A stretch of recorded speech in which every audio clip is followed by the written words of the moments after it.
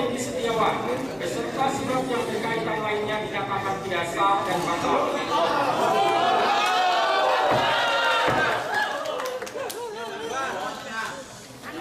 Amin, amin.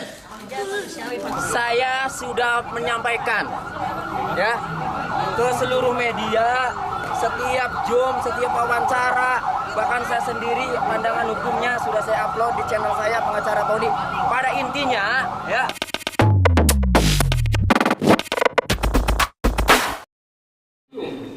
Saudara Peggy alias Peron tersebut kemudian penyidik telah melakukan pencarian terhadap nama Peggy alias Peron pada tanggal 15 September 2016. Sehingga dengan demikian sangatlah tidak beralasan apabila pemohon masih mempermasalahkan tentang pemanggilan terhadap tersangka Peggy Setiawan alias Peron.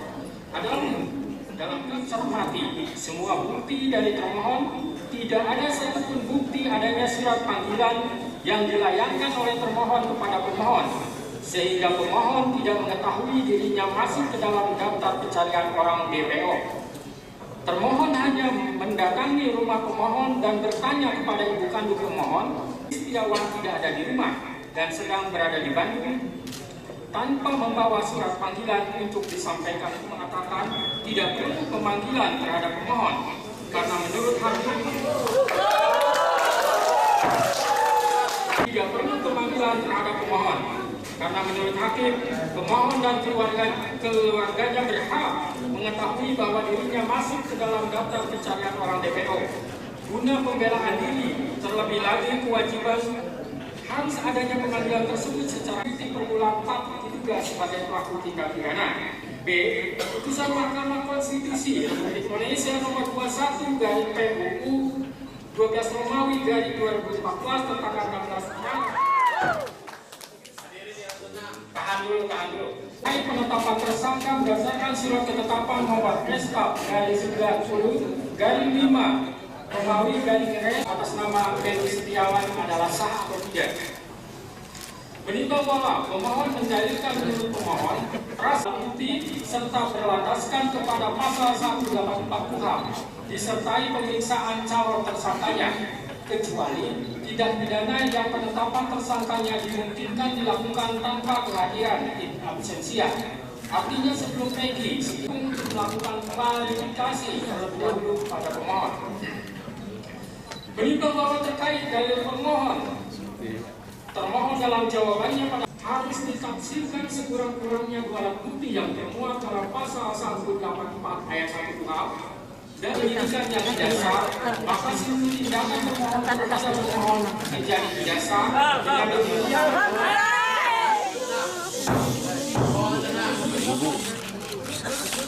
Dengan demikian petitum dalam permohonan pra-peradilan pemohon untuk seluruhnya. 2. Menyatakan proses penetapan tersangka kepada pemohon berdasarkan surat ketetapan nomor SK garing 90 garing 5 Romawi garing Res 124 garing 2024 garing Bis Res Gunung tanggal 21 Mei 2004 atas nama Peggy Setiawan beserta surat yang berkaitan lainnya dinyatakan tidak sah dan batal.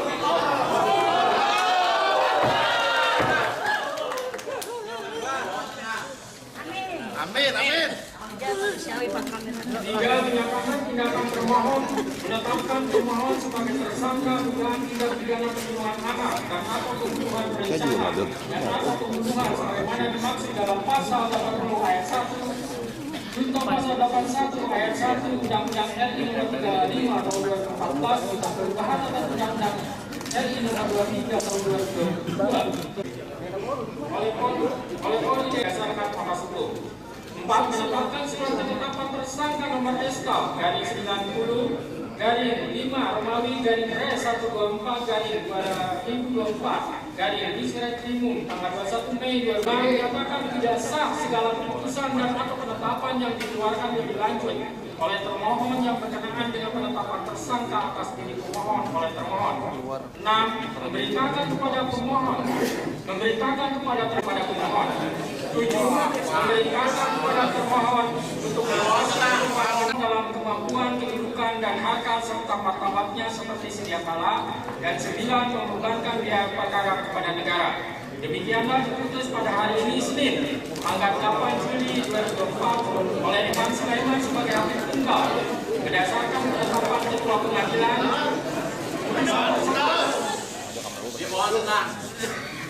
Putusan tersebut diucapkan dalam persidangan yang terbuka untuk umum pada hari ini oleh hakim tersebut dengan dibantu oleh Muhammad Al-Atta sebagai panitera pengganti pada hari baru dengan dihadiri oleh kuasa pemohon dan kuasa termohon.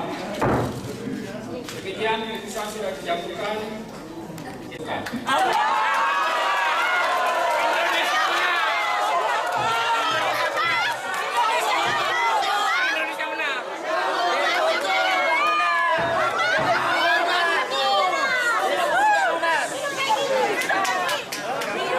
Dapat selesai dan sidang dinyatakan ditutup.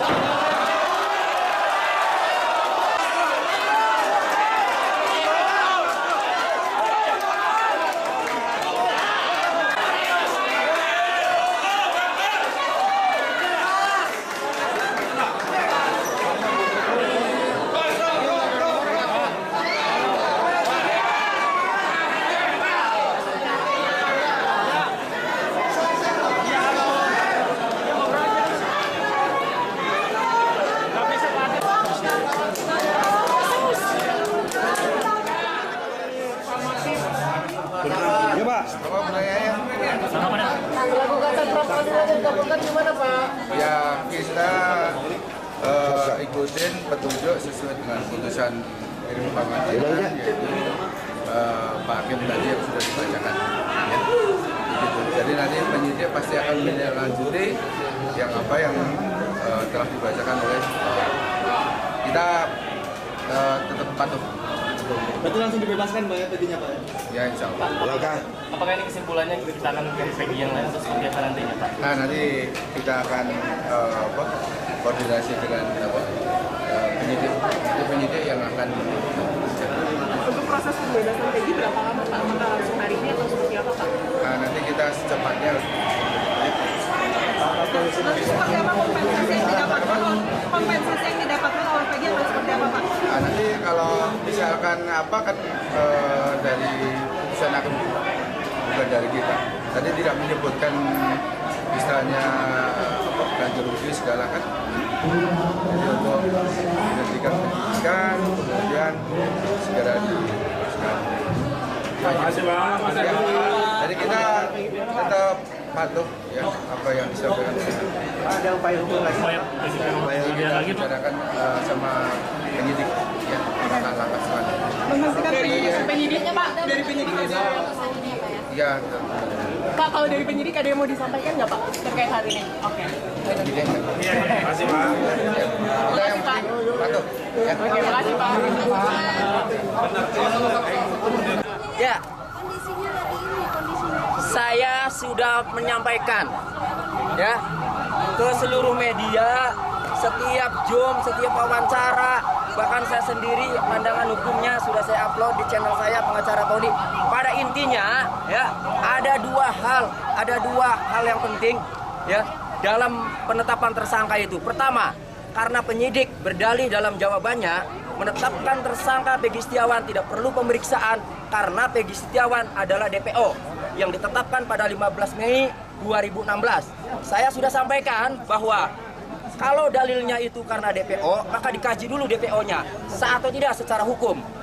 Ditetapkan DPO pada tanggal 15 September 2016, berarti saat itu masih berlaku Peraturan Kapolri nomor 14 tahun 2012, di mana dalam pasal 31 ya, tersangka yang dipanggil 3 kali guna pemeriksaan penyidikan perkara kemudian tidak datang dan keberadaannya tidak diketahui, maka dimuat dalam daftar pencarian orang dan dibuat surat pencarian orang.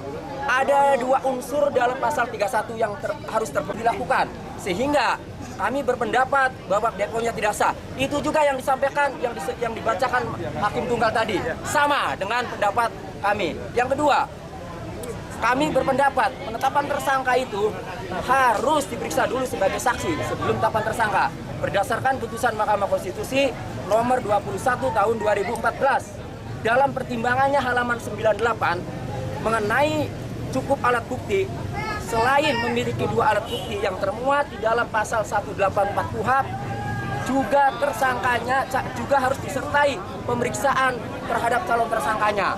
Dalam jawaban dan dalam pembuktiannya, penyidik tidak mampu membuktikan, bahwa Peggy Setiawan telah diperiksa sebagai saksi, tidak mampu membuktikan itu, sehingga tindakan penyidik dalam menetapkan tersangka ini tidak bertentangan dengan putusan Mahkamah Konstitusi nomor 21 tahun 2014. Yang namanya putusan tidak dibaca amarnya saja. Putusan itu pertimbangan hukum, sama amar itu satu kesatuan putusan. Sehingga tindakan penyidik menetapkan tersangka tanpa pemeriksaan saksi ya terlebih dahulu itu dinyatakan sah. Akhirnya karena DPO-nya tidak sah, berarti Peggy Setiawan bukan DPO. Harusnya dilakukan penyelidikan. Gimana ini penyidik? Dilakukan penyidikan dulu. Janganlah langsung ditetapkan tersangka. Ini tidak dilakukan. Ini mohon maaf, saya tidak mengatakan bodoh, tapi sangat menyayangkan. Kami menyayangkan penyidik Polri, khususnya Polda Jawa Barat yang digaji oleh uang rakyat, asal-asalan dalam menetapkan tersangka. Akhirnya malu sendiri sekarang. Ya. Jadi apa yang dibacakan oleh hakim dalam pertimbangannya dan itu sama persis dengan yang sudah pernah saya sampaikan. Betul tidak? Dari pagi kemarin malam semuanya saya menyatakan ke televisi seperti itu. Permisi ya. Permisi. Sudah. Sudah mentor sini. Langsung. Ayo. Saya menuju ke Polda ya, Pak. Ya. Kita mau ke posko dulu baru ke Polda. Poskonya di mana, Pak? Ada nanti kita ini ya. Jalan ke sana kita lagi. Agak jaga jarak ya. Bang, kita jaga jarak, abang sini aja dulu. Tetap. Ya. Bilang aja bang, kita mah tahu kok.